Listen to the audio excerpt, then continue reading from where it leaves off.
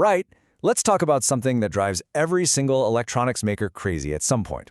It's that moment when your schematic is perfect, the logic is flawless, but the board you get back just doesn't work. Think of this as me, an engineer who's been there, walking you through all the common traps so you don't have to learn them the hard way. So let's get right into it. Over on the left, that's your schematic. It's your blueprint, your perfect world where everything connects just right. But on the right, that's the real world. That's the physical PCB layout. And this, my friends, is where theory slams into the unforgiving laws of physics. It's a completely different beast.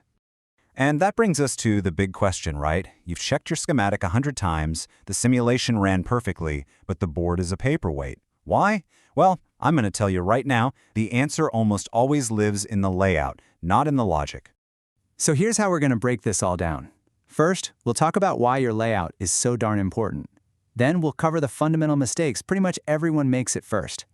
After that, we'll get into the weird world of signals and noise, talk about how to design for the factory, and then wrap it all up with the one big idea you need to remember. All right, first up, let's really hammer this home. Why are we so obsessed with the physical board? Because, and this is key, PCB design is so much more than just playing connect the dots. See, a truly good layout isn't just about making the circuit work once. It's about these three things. Performance, does it work well without noise or glitches? Reliability, will it keep working for years to come? And manufacturability. Can a factory actually build 1,000 of these things without problems? This is what separates a weekend project from a real product.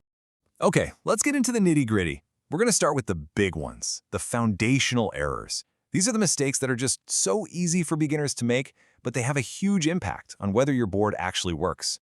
And here it is, mistake number 1. Just scattering your components across the board wherever they seem to fit. You know, it's like throwing all your furniture in a room and then trying to figure out how to walk around. It's the root cause of so many problems, from noise to heat issues. Where you put your parts is your first and maybe your most important decision. And the fix is actually super logical. First, you group components that work together into little neighborhoods. Here's your power supply section, here's your microcontroller, here are your analog inputs. Then, you arrange those neighborhoods on the board so they follow the signal's journey from input to output. It just naturally keeps your connections short and clean. Next up, using the same skinny little line for every connection on your board. A trace carrying a tiny signal is totally different from one carrying all the power for your circuit. Using a trace that's too thin for the current is like trying to put out a bonfire with a garden hose. It's going to overheat, your voltage will sag, and that copper trace can literally just burn up. Now the fix for this is super easy. There are tons of free trace width calculators online. You just tell it how much current you need, and it tells you how beefy your trace needs to be. A simple rule of thumb, your power and ground traces should almost always be noticeably fatter than your signal traces. It's a dead giveaway of a beginner board when they're all the same size. Okay, so we've covered some of the basics. Now let's dive into the trickier stuff, the invisible forces that are happening on your board. Because once you get signals moving fast, those simple copper lines start to act in really weird ways. Okay, take a look at this. You see that sharp 90-degree right angle turn in the trace? I see this all the time in beginner layouts. I get it, it looks clean, it looks organized, but electrically, that sharp corner is a huge red flag.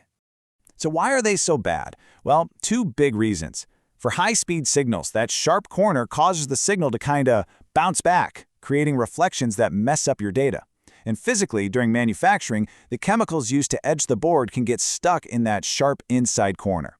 It's called an acid trap, and it can literally eat away at your copper trace, making it weak. And the fix couldn't be easier. It's an industry standard. Just don't do it. Always use two 45-degree bends to make a turn, or even better, a nice smooth curve.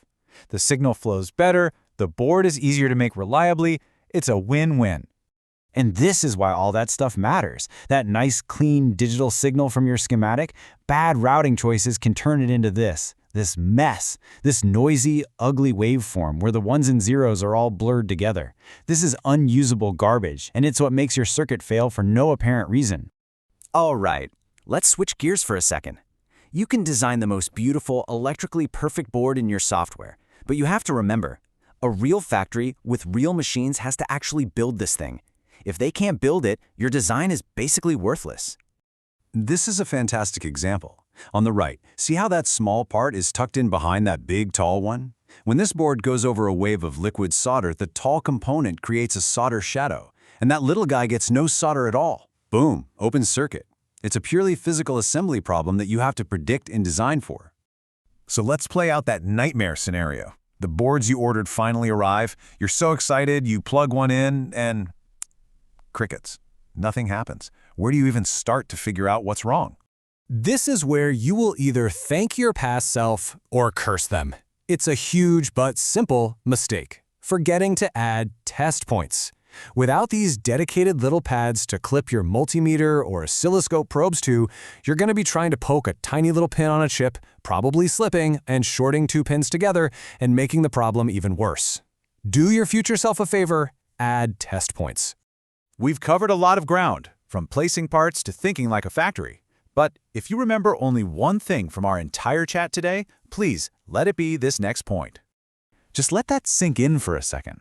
Most of the time a project fails, it's not because the idea was bad, it's not because the schematic was wrong, it's because the physical layout, the translation of that idea into copper and fiberglass, was flawed. That's where the real engineering happens. So good PCB design really just boils down to these three things. It's about planning, thinking about where things go before you even start connecting them. It's about precision, sweating the small details. And most importantly, it's about understanding that the layout isn't just a picture, it's a real physical object that has to follow its own set of rules. So I'll leave you with this question to chew on.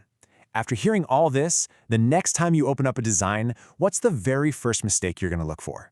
Because just catching one of these things will instantly make you a better, more successful designer. Thanks for hanging out with me.